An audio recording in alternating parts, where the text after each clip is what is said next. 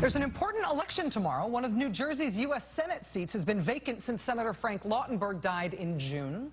New Jersey's governor could have appointed somebody to serve out the rest of the senator's term, but he didn't.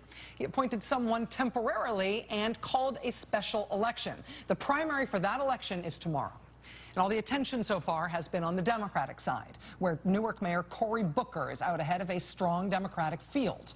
On the Democratic side, it's a contest between 4 qualified candidates. It's 2 well-regarded members of Congress, the Speaker of the State Assembly, and the mayor of the state's largest city, Mr. Booker, who is way out ahead. He leads by something like 35% in the polls. His stature, his perceived promise in national politics is just overwhelming the people he's competing against. But it is quality competition on the Democratic side, a strong field. On the Republican side, it's different.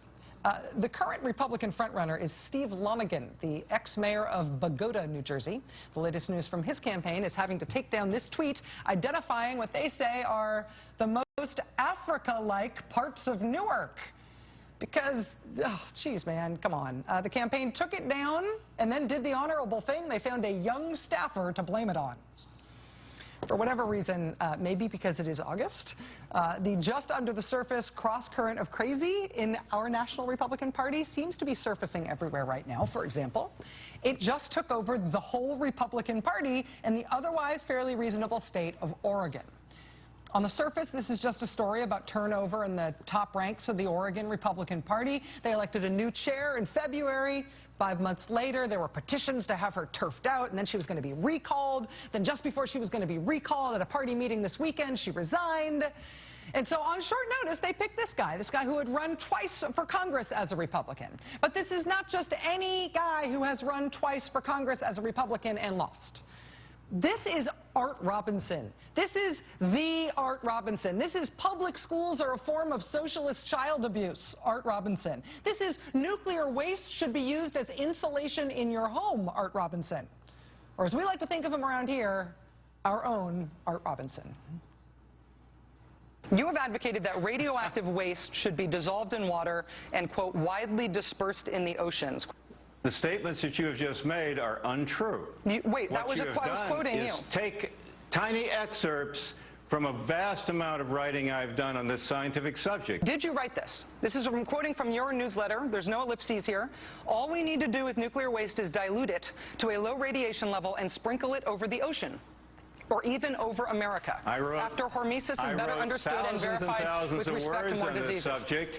You have picked a few words and twisted them into an untruth. Can I ask you about something else that you've written in your newsletter, and you can tell me that I'm taking it out of context? You can ask anything you want. You're running the camera. You posited in print, in your own publications, there was no editor, you weren't taken out of context, that AIDS was a government conspiracy, that it wasn't real, that the government was misclassifying. I never, ever in my life made a statement like that. You are lying. I never made a statement like that, and I know it. You are lying. The statement you just made is an outright lie. Quoting from Mr. Robinson's newsletter. Quote, No way. You are lying. Look, it's on the screen. I've never in my life written that statement. Only government reclassification of more and more disease types as AIDS cases has kept the number of victims at politically necessary levels. You wrote it. I'm quoting it. Do you no longer believe it? No, you don't.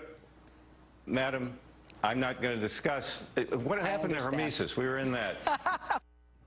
The new chairman of the Oregon Republican Party, America. Every party has its kooks, though, right? And maybe the New Jersey Senate primary election and the Oregon Republican Party chairmanship seem far-flung. But even if you look at the most mainstream network TV, center of the universe Republican politics right now, even there, whoop, there it is. That resonated with a lot of people. But you don't still question that he was born in the United States, do you?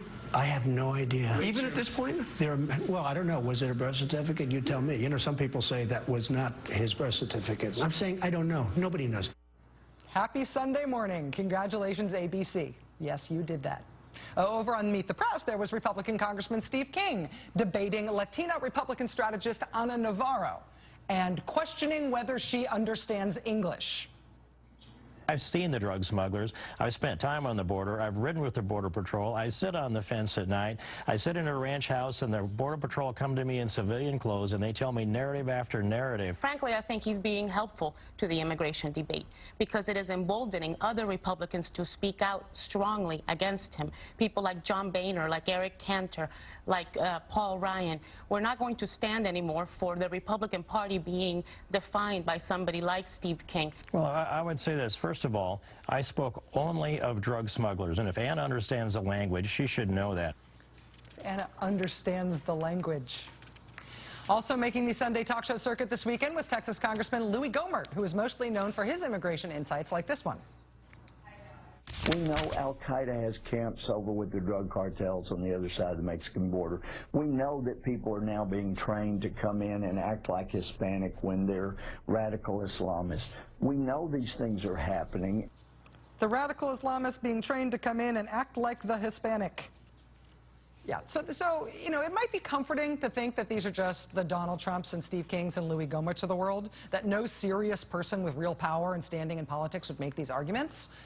Sadly, no, because you're hearing the same arguments in some cases from guys like the chairman of the House Armed Services Committee, Republican Congressman Buck McKeon.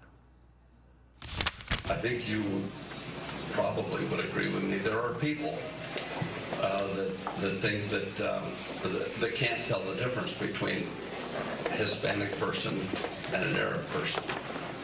And if you get an Arab that's trained, that's coming into this country to be a terrorist, they can mingle in and they can get in here and you know, then they can do damage. They can mingle in? I mean, what's exactly is the argument here? Latinos crossing the border won't be able to tell if there's an Arab secretly trying to cross the border with them because they all look alike and they might accidentally help bring an Arab over here mingled in? Is that the argument? Seriously?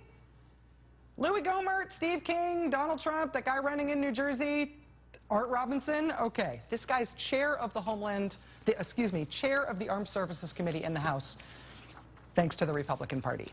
They should start tying a bell around these guys or something so we can tell when they're coming.